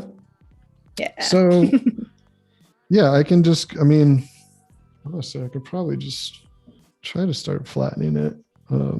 Ooh, we get to see the flattening process. By the way, Linda says the moose waddle is totally strange. So apparently they have a waddle as well. Yeah, let's do a moose next time. Okay, hold on. But what is the purpose of the waddle, and why do so many animals have waddles? It's just something to catch look, obviously. As you're running. Yeah. It is the fashion. Oh man. Okay, so you can just go over this part, and this I'll probably end up doing a lot of this stuff in between now and next session tomorrow, because some of this stuff can really take a long time to do. Flatting is probably the most tedious thing you could possibly do. It won't be so hard for this because it's a one big block shape. But especially doing comics and stuff, I mean, people know that you usually outsource it to somebody because you're just creating shapes and it can take a while. But I'll go ahead and just show you. It looks like we're pretty good as far as the silhouette. I don't think I really want to add much more. He's beautiful. So again, there's a few different ways, but I just usually reduce the opacity and kind of make it so it's pretty low. And I'll just create another layer. I'll just call it flats. And this one's going to be the most basic. I'm going to do this, and then after that, I'm going to break it down into the different sections so that I'm going to have a mask or a shape for each of my clipping masks for that section. But for the first thing I'm going to do is just go ahead and do the silhouette again, basically. So let's just say, since we were going to do that, like it was going to be like a blue-red. I'm just going to pick a blue here. So you go in with color to flat it out, just one. Yeah, I just go start with, I usually try to think of like what the main body color will be. But it all changes. I mean, this is it for it really. Yeah, it's really just kind of laying it down, and I don't know why that's on multiply. Make sure it's normal, and then you just want to make sure it's opaque. So whatever brush you're using, it doesn't necessarily matter. I just use the basic hard round brush, because you get nice opaque strokes. So you could either do it this way, where you kind of come in and you're just painting it in. It works well for really detailed stuff. But usually what I do now is I'll go ahead and I'll just do a quick lasso tool. So that way I'm not spending a ton of time painting in all these shapes, and I can kind of for sure knock in a general shape to base, and then I can do the edges with a brush. Do you ever use the silhouette that you created before? I have, but I feel like this process, I kind of, there's a part of it that I like doing because it helps me kind of do the shape again. I don't know. Yeah. Do you know what I mean? Like it totally. Yeah. I'm like getting to know the shape and all the little details. But yeah, you could also do that if depending on how closely you followed the original silhouette. If it's pretty much if it's already filled in, you might as well use that. Yeah. I'm also a big supporter of, like, if you just enjoy or naturally go to a certain part of the process, like lean into that. So yeah, that's the thing. It's like there's ways to do things, and there's so many proper ways, but this is your painting, this is your art. And especially with digital, you kind of have to find room to make it your own. For sure. And have fun. Yeah, because so many people want to tell you how to do things, or sorry about that, or like what you need to use, or this is how you do it. But in the end, it's like, it's yours. And I think with digital, it can be kind of hard sometimes to do that. Especially if you're using somebody else's brushes, or you're doing, when you're doing things traditionally, it's like that's kind of all happening naturally. But when it comes to digital, there's so many ways to cheat and shortcut that sometimes it might take away some of your process from you without you even realizing it. So it's kind of like you said, it's like there's stuff that you really enjoy doing. That's the whole point of this. It's like, I do this as a job, but it's like, I wish I didn't, in the way that like, because I love it so much, it's hard to separate it sometimes. And sometimes you get so burnt out on it and you're like, God, this is what I love. But it's like, but I'm 90% of the time I'm doing it because this is how I live, it's right. So, it's the struggle. Yeah. Okay. So we have a general, let's see. And I'm just got the lasso tool. And if I want to add, I'm just going to go ahead and hold shift. It's pretty simple. Lasso is your friend. Yeah. You don't have to be super tight with it. You just kind of want to get a general. By the way, Cody asks, what part of the process do you enjoy more, Chris? Sketching, designing, or coloring? Oops. Did I not? That was totally intentional. Yeah. I think sketching is probably the most fun. Nice. I grew up just drawing with pencil, and I don't think I really started using color until I took some classes at Pasadena Community College, PCC down here, which was great because we actually got a lot of, and I'm just using R and rotating the canvas to make it easier for me with brush strokes. It was cool because we got a lot of the art teachers from Art Center that would come and teach. And actually I was really lucky. I had Sid Mead as our artist in residence. No way. Oh my gosh. Master Sid Mead. You want to see how to use gouache. He uses gouache like I've never, his art is so clean and so beautiful. It looks digital. Absolutely. It is really something to behold. I don't think I've seen anything yet that holds a candle to it as far as draftsman wise, his draftsmanship. But I was really lucky to be there because he did a bunch of talks, showed a lot of his work. He actually did a gallery show. So we got to see a lot of his original work. He had huge drafting drawings for Short Circuit, the Blade Runner stuff. Oh my gosh. He did a lot of which is kind of crazy. He designed like an airplane for like a Saudi prince and just like wild stuff. But yeah, it was like, so he really that was really cool. Because I had no idea how much I loved it. Because I didn't, I loved Blade Runner. I'd loved all these movies, and I had no idea that he was the artist. That's one of those like lucky things where you're like, oh yeah, I'm just gonna see who's lecturing today or whatever. It's a really big benefit of going to art school again, is getting teachers that you would not have found otherwise, maybe, or would have found later. And it's something different to see their work up close, and how obviously to have them teach you. And I think again, I was so lucky because I was, this was community college. I wasn't expecting much out of it. I think, I just really wanted to be making art while I figured out what my next step was. And so to kind of get that caliber of instruction and art for $11 a unit at the time. What? Yeah. Things have changed. Oh my gosh. They shouldn't have. Yeah. I like that.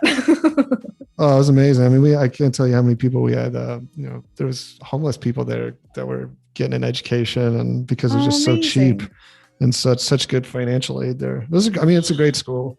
It's massive. I think there's over 30,000 students. I think it's one of the largest community colleges in the country. Wow. But yeah, their art programs are really cool. A lot of great teachers. And you got, the fun thing too about art school is you get to expand and do other things, you know. Like I remember for a sculpture project, I was able to use like a sandblasting machine, and, you know, my buddy was taking welding, and, you know, you can get into molding and cast, you know, all this stuff that you kind of normally wouldn't do. Like I used to have a studio at the Hams Brewery in San Francisco.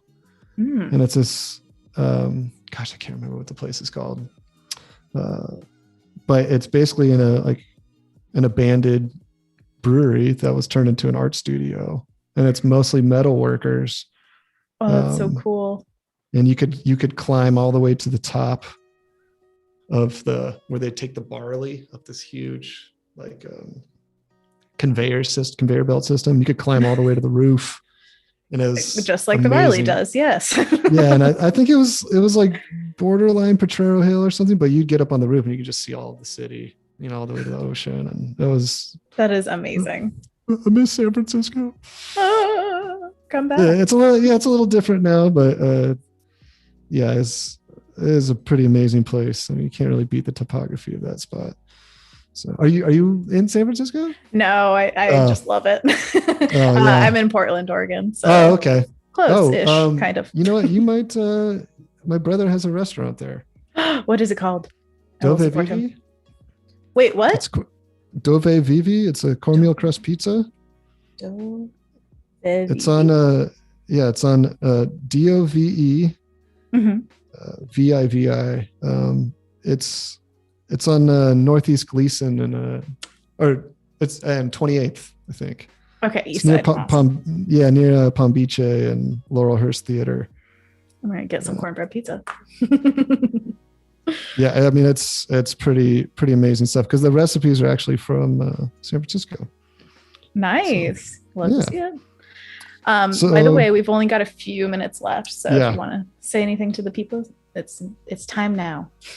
So this is kind of, like I said, this stuff's kind of tedious, but it has to be done. So you can start to see that we're gonna have a nice like tight silhouette that we're going to be basing the rest of our colors, our clipping masks, and everything. So I hope you guys had fun and kind of started to see the beginning process. I think this is cool that you guys picked the design, because I was a little nervous going into it. I was like, should I just wing it? And so I am, and this is really fun.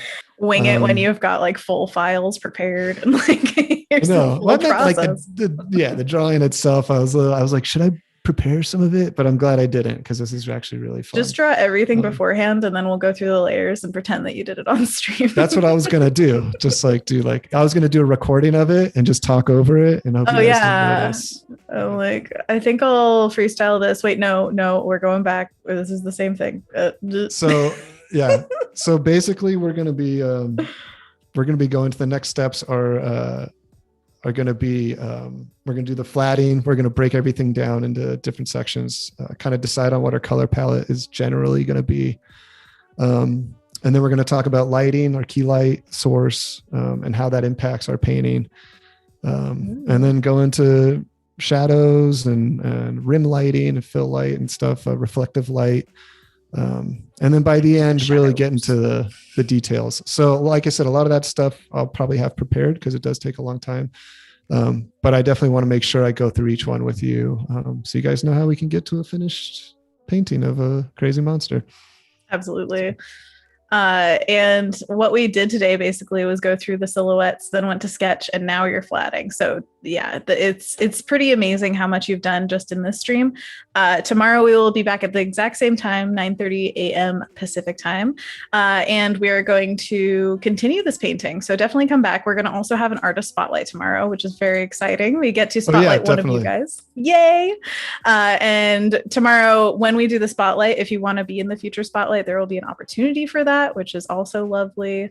And I just wanted to let you know that, let's see, you can join us tomorrow again, of course, for the Monster Zoo. And if you want another dose of character design, tune into Doodle Therapy at 3 p.m. Pacific with Apple Cheeks and Alice Lee today. That's so exciting. We love Apple Cheeks. Such a great name. I know, right? Oh, and also YouTube personality, which I think it makes artists so accessible when you get to see videos of them. So now you guys know more about Chris. Yay. So thank you for joining us on day 1. We will see you back for day 2 very soon. Have a great day, guys, and stick around for more streaming. Yay. It was fun. Thank you. See you tomorrow. Bye.